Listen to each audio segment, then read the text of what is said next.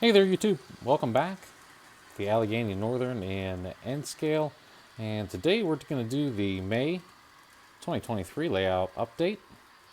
And yes, trains are running today. So for everything that wasn't done as far as forward progress is concerned, running trains and springtime activities are the reason. So let's go through the quick list of things that got done in the month of May.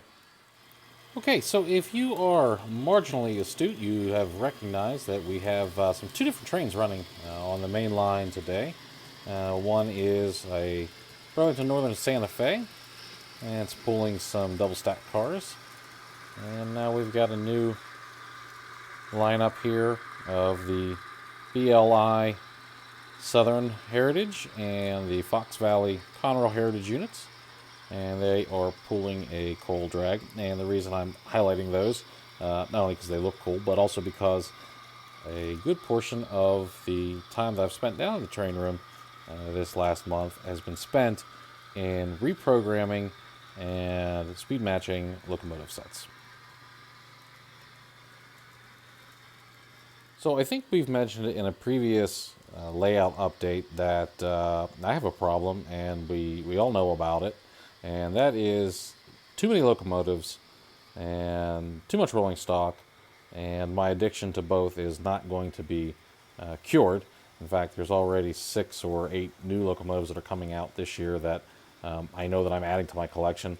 So let's just face it, that's going to be a reality. But what I wanted to do was I wanted to start programming the decoders and consisting the locomotives so that I sort of had a reasonable sense of where trains could possibly be used. So I put them together here, and if they're coupled together, that means they are programmed together. I'm using simple consisting, nothing crazy. So basically, they're all sharing an address, and then I picked the lead locomotive, and whatever that lead locomotive was, it is the address for all of these. If you're not doing DCC, that probably doesn't mean anything to you. But if you are doing DCC, then you know exactly what I'm talking about. So I went through and I grouped my trains according to how I wanted them to put together. Now, what I'm doing is, if I have a sound-equipped locomotive, I'm trying to pair it with some non-sound-equipped locomotives so that all of my trains will have sound, at least to some degree, because like an addiction, that's something that I got hooked on. So, I've got these 3 together, I've got these 2 together, these 2 you've seen together, and you can get the idea here as all of these are together.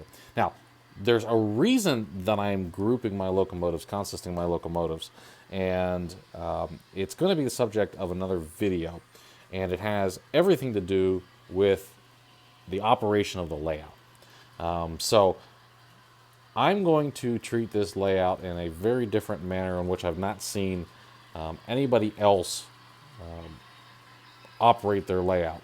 And the reason is I'm a sole operator, so I need to introduce a little bit of complexity to the operating session. Otherwise, basically, it would be very easy. I've got a double track main line everywhere and walk around throttles, and there's really no reason that I couldn't just switch every job as easily as possible. So, gonna introduce that topic in another video, but that is the reason I'm starting to group my locomotives together. So they're basically going to group into over-the-road trains, locals. We're going to call it interchange, and yard trains, and all that different consists. So look for that video coming up. But I spent an amazing amount of time at my controller here, at my command station, and at these 2 parallel tracks, programming and speed matching locomotives. Not fun, not glamorous, but it takes forever, and I absolutely hate it. So, almost done. Got a few more to do. So that will wrap up sometime in the month of June. So, Gremlins. I have been chasing Gremlins around the layout. Now that I'm running different trains, I'm finding coupler issues and speed matching issues and track issues and issue after issue after issue. So I've been chasing those around the layout getting them fixed, whether it's replacing couplers, replacing wheel sets, filing track joints, whatever. So that has taken up a lot of time. And no, you don't get a whole lot to show for it, but what you do get is beautifully running trains that require very little intervention during the operating sessions. So that always makes me excited, because who doesn't like to watch the train snake around the layout? I mean, if you're doing this, that's got to be part of the hobby, right? For most of you, you're probably not going to recognize the next bit of work that was done, mainly because the layout, a lot of the scenes look complete, right? So, but starting here in Allegheny, I have been working on fixing trees and fixing signage, fixing knocked over vehicles and just damaged scenery. This scene is one of the oldest scenes on the layout. It was one of the first ones put in when the layout was still upstairs in the house before it moved down to the basement.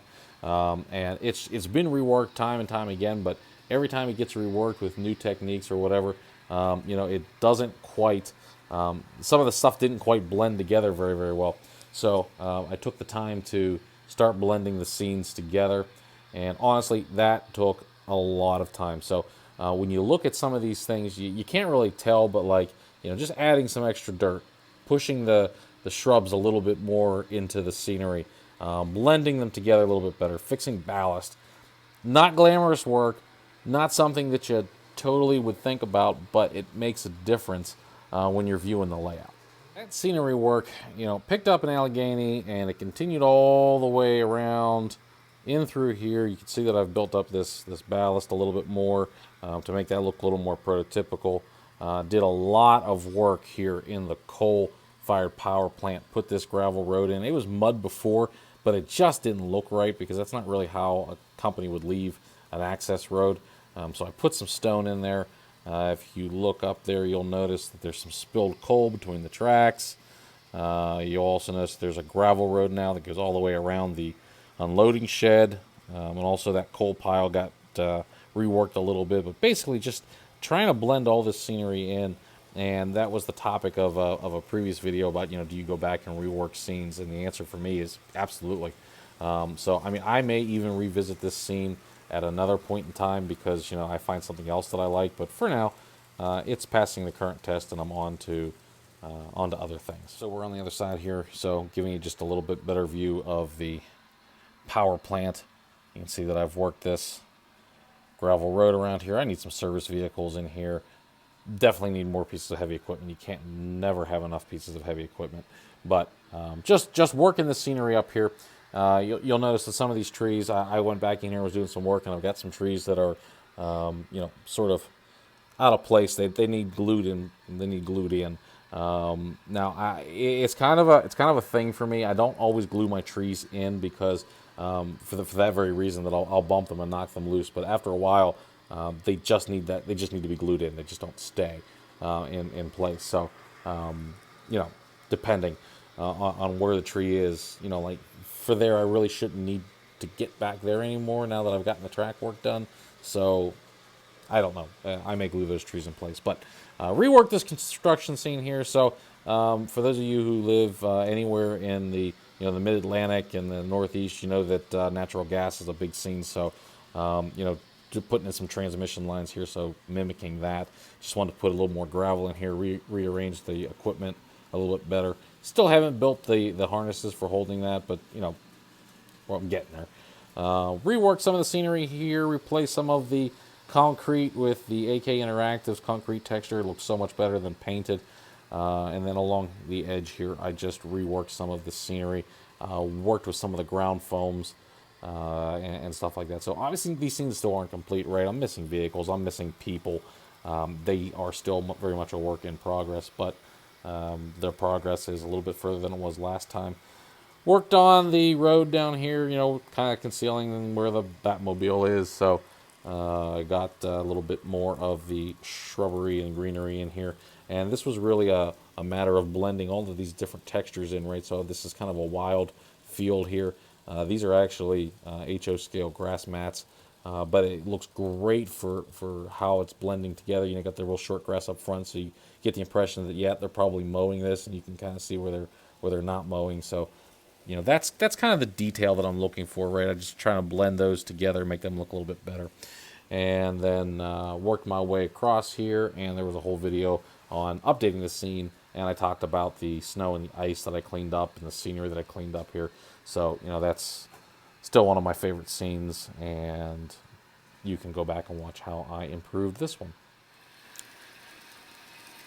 I really will tell you, you know, I was not a fan of sound, especially the early sound in these N-scale locomotives. I just did not think that it sounded good. It was too tinny. The locomotives are too small to get a nice, good, throaty roar in your locomotives. But I have really had a change of heart, and if you are thinking about DCC, just save yourself the hassle. First of all, go DCC. Get yourself DCC. Don't bother with the DC. You're just going to end up upgrading it later, and you're going to spend more money. And then on top of that, just get the sound. Just get, whether you're going BLI, whether you're going Atlas, whether you're going scale trains, whatever you're doing, just do yourself a favor. Splurge, get the sound. You're not going to be disappointed. They've really come a long way, and it adds an element to your railroad that you just wouldn't have otherwise. And so my word of advice to you is that if you're going to spend your hard-earned dollars on locomotives, just get them sound equipped.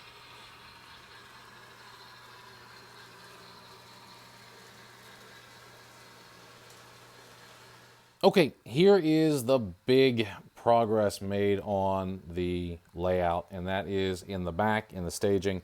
So I have alluded that I'm going to do a nighttime rain scene. And some of you have pointed out that, you know, that's been done as far as the rain scene goes. And you're right. I have seen folks try to model the rain scene. However, what I want to do back here is I want to convey that sense that you are standing on the sidewalk looking at the trains and it's nighttime and it's raining. I don't want to have to mimic any of that effect with computers or the like. I want you to look into the scene and see that scene. So I am toying with some options on how to do that, but I can tell you what is going to happen is it's going to sit in this flat area. So not a huge scene, just to that opening that's going to be a tunnel portal, but I did fill this in to get ready for that. And obviously there's some areas that need, you know, some plaster cloth and that fit in there just to get that piece to fit. But notice the spray foam is gone. That was a failed experiment. I'm not ashamed to admit that it was failed. It failed. I tried a thing. The thing didn't work. So lesson learned. Spray foam not fantastic for model railroading. At least not what I was using it for anyway. So you can tell that the cork's been removed and replaced, and there's still some stuff attached to it. I've replaced some areas with foam. It was fun. But anyway, I've got it on proper risers. I've got it on a proper thickness of subbed now, and my trains actually will go up the grade. And this is going to be a tunnel that I want to have, like you're looking into the tunnel. So I want to put like lights and stuff on it, so it looks like you're looking into, you know, cross section of the tunnel. And so that's just something I want to work on for there. This area I'm going to fill in, have it, you know, as a tunnel. But then, you know, coming up here, I wasn't originally going to scenic this area, but now I'm thinking that, you know, if I'm going to bother putting scenery down there, then, well, maybe I might as well just do all of it. So that's not on the agenda. That's not on the docket for any time soon because it's basically behind the layout. But you know, something I'm working on. So I've got my nice sweeping radius curve back in here. Everything's glued down. The trains are running, and there's Rexy. So for those of you who are wondering what happened to her, she's sitting back here waiting to get into the yard. And that is sort of my victory dance here, right? Because that train, that mixed freight, has been on the layout forever. It's been on there forever. Like every video you guys have seen, that train has been making loops. But it drove itself up here. No helper service. 3 locomotives on the front as always, and I think it's got 22, 24, 25 cars, something like that on it. So did enough with the grade here to get that to work, and I'm super stoked about it, actually. So that was cool. Happy about that. But now I'm realizing that, of course, my yard is too small. I knew my yard was going to be too small. I'm not surprised by this, but it brings me to where I'm going next with the layout. Okay, so where we're going next with the layout, I am developing an operational scheme here that is not like anything that I've seen on YouTube. And I'm not doing it to necessarily be a pioneer, so to speak. I'm doing it because I want to operate my layout as realistic as possible, and I want to add in some diversions that would happen on a real railroad that would affect the operation, and it's something that we don't always do in our models because there's a certain limit to how real things are and how real things can be, right? So I'm planning on taking that to the next level here with this railroad, and the reason being is my entire layout is double track main, right? So I can run 2 trains real easy because that's what I'm doing now. The yards are small, but all the switching, for the most part, while it can be a little complicated when backwards and facing switches, trailing and facing switches, in general, nothing crazy. So over the next couple of months, I am in the process of developing basically a game with the layout, and it's going to operate on a series of chance encounters and a series of rules and regulations, things that will affect how the railroad operates, almost sort of turning it into a game.